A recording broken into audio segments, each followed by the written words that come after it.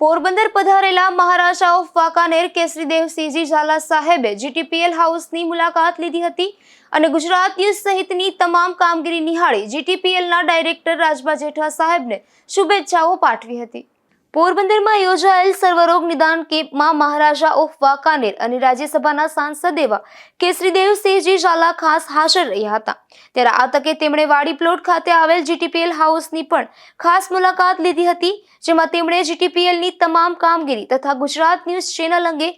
માહિતી મેળવી હતી, તેમજ જીટીપીએલના ડાયરેક્ટર રાજબા જેઠવા સાહેબ સાથે ખાસ ચર્ચાઓ કરી હતી અને તેમણે શુભેચ્છાઓ પાઠવી હતી। આજે પોરબંદર મુકામે આવતીકાલના All India Institute of Medical Sciences એમ્સનું જે કેમ્પ થઈ રહ્યું છે એના મુકામે જ્યારે મને પોરબંદર આવવાનો અવસર રહ્યો છે, ત્યારે આજે મહારાજા નટવરસિંહજી